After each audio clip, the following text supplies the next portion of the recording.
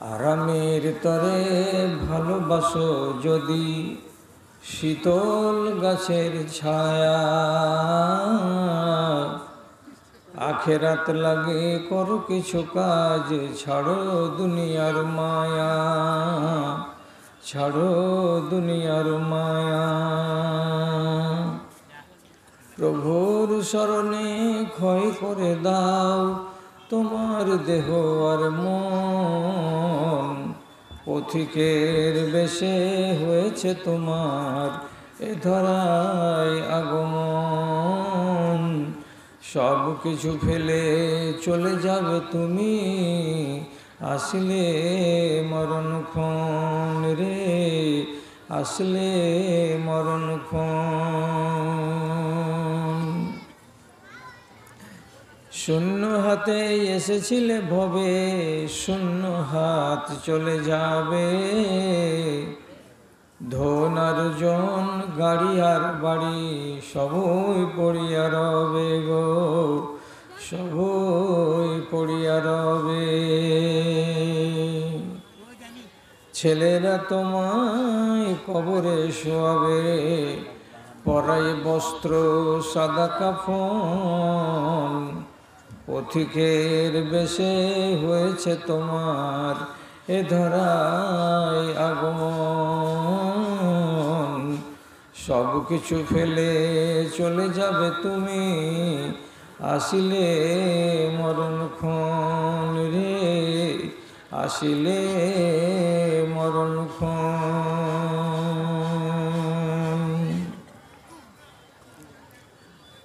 মাননীয় সভাপতি সাহেব, সমবেত এই গ্রামের বিভিন্ন প্রান্ত থেকে দিনের দরদকে বুকে নিয়ে, ইমানি জজবাকে সাথে নিয়ে উপস্থিত আমার ছোট বড় সকল শ্রেণীর ভাই বন্ধুগণ, তথা মজলিসের এক পার্শ্বে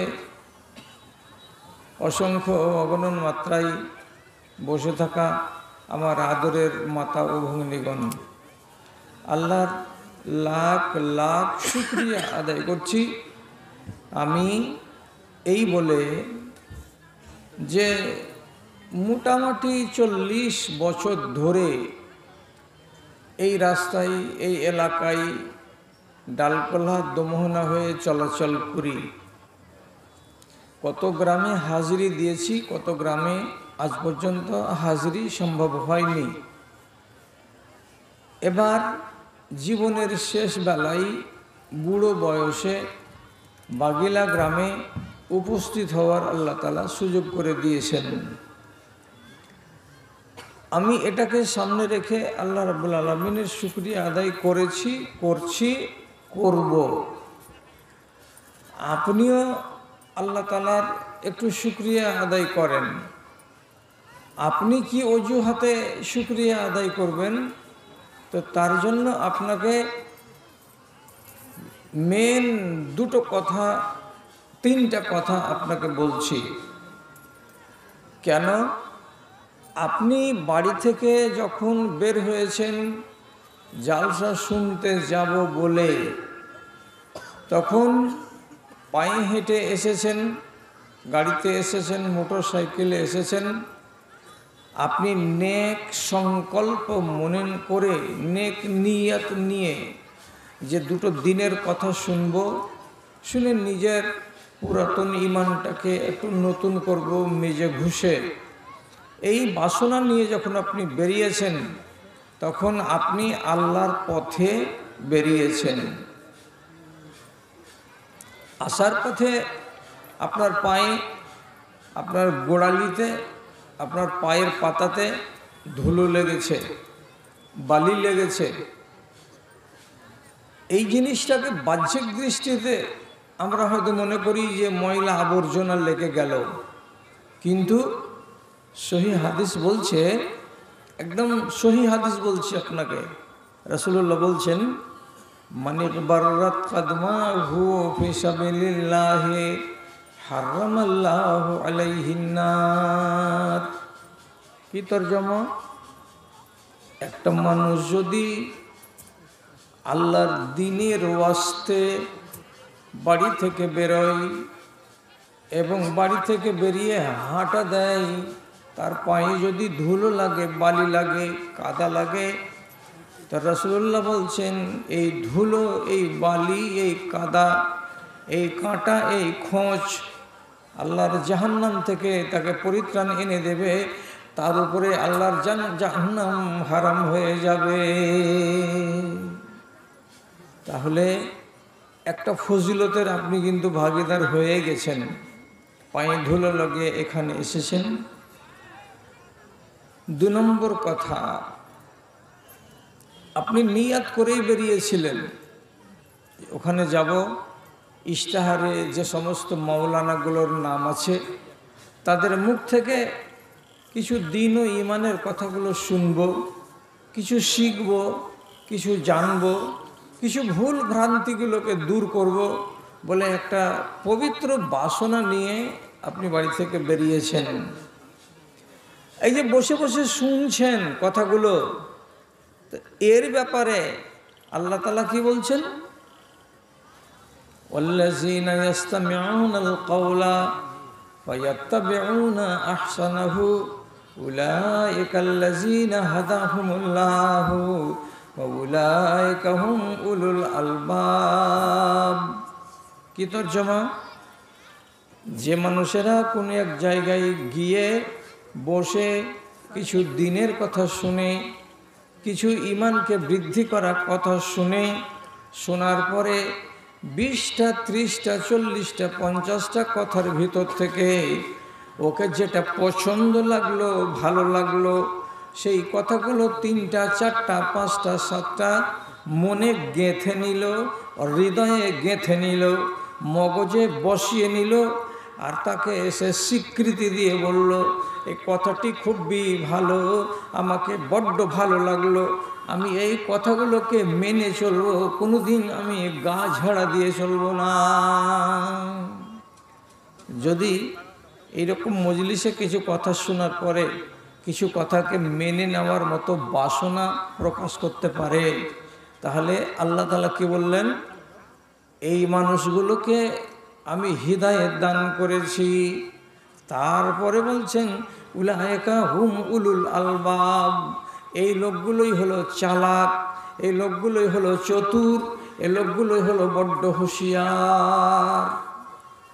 আপনাকে চালাক বলা হলো কেন? চালাক বলা হলো, শুনে যারা মানে তারা চালাক, আর শুনে যারা মানে না তারা মূর্খ। মূর্খ কেন বলা হলো? শোনার পরে মানল না, তাকে মূর্খ কেন বলা হলো? এই জন্য বলা হলো যে আপনি যখন শুনে নিলেন কোনো কথা, তখন আপনি জেনে নিলেন, আর যখন আপনার জানা হয়ে গেল তখন আপনার মানার পথটা সুগম হয়ে গেল। এই জন্য আপনি মেনে নিয়ে কি হলেন? চালাক হয়ে গেলেন। আর যারা শুনলো, শোনার পরে জানলো, আর জানার পরে এটাকে মানতে পারলো না, এরা মূর্খ হয়ে গেল। কেন মূর্খ হলো? ইবলিস শয়তান হলো মূর্খ। আমার দিকে খেয়াল করেন, ইবলিস শয়তান হলো জানা শোনা শিক্ষিত মূর্খ, জাহেল। কেন? যে ও এগুলো কথা জানে, কিন্তু জানে বটে, মানে না ও কোনোদিন কোনো কথা। তাহলে ওকে আল্লাহ তাআলা মূর্খ বানিয়ে দিলেন, আর আপনি মানবেন বলে আপনাকে আল্লাহ তাআলা শিক্ষিত বানিয়ে দিলেন। তো এবার আপনাকে আমি কি বললাম যে 2য় নম্বর উদ্দেশ্য নিয়ে আপনি এই জায়গাতে এসেছেন কিছু শুনবো আর জানবো বলে, তাহলে এটা একটা সুযোগ। এক ঢেলে 2টো পাখি মারা হলো। আর একটা লাভ আছে। কি লাভ আছে? যখন এই মৌলানা সাহেবেরা আপনাদের সামনে কিছুক্ষণ ওয়াজ করার পরে বললেন মাদ্রাসাটার নামে আপনারা কিছু দান ধ্যান করেন, তখন মুক্ত হস্তে 500 দিলেন, 5000 দিলেন, 100 দিলেন, 1000 দিলেন, আনাজ দিলেন, শস্য দিলেন। এইটা কিসের পরিচয়? বাড়িতে কোরআন মাজিদ আছে তো বাংলা কোরআন মাজিদ থাকলে খুব ভালো, আর যদি বাংলা না থাকে তো এমনি পড়ে নিবেন, পড়ে নিয়ে বুঝে নেবেন কথাটা। যখন প্রথম পাতাটা খুলবেন কোরআন মাজিদের, তো ডান দিকে পাওয়া যাবে সূরা ফাতিহা, আর বাম দিকে পাওয়া যাবে সূরা বাকারার পহিলা নম্বর পাতাটা। সেই পহিলা নম্বর পাতাতে লেখা আছে, অন্তত এইটুকু তো বুঝতে পারবেন কি লেখা আছে ওখানে, আলিফ লাম মিম যালিকাল কিতাবু লা রাইবা ফীহি হুদাল লিল মুত্তাকিন। এই কিতাবখানাতে হিদায়াত রয়েছে কাদের জন্য? তো মুত্তাকিনদের জন্য। তো মুত্তাকিন কাদেরকে বলা হয়?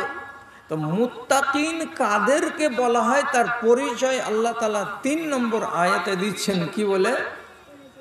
ওয়া মিম্মা রাযাকনাহুম ইউনফিকুন। মুত্তাকিন ওই লোকগুলোকে বলা হয় যে লোকগুলোকে আমি রিজিক দিয়েছি, আমি টাকা পয়সা দিয়েছি, ধন দৌলত দিয়েছি, সেইগুলো থেকে আমার নামে আমার পথে কিছু খরচ করে দেয়, এই মানুষগুলোকে মুত্তাকিন বলা হয়।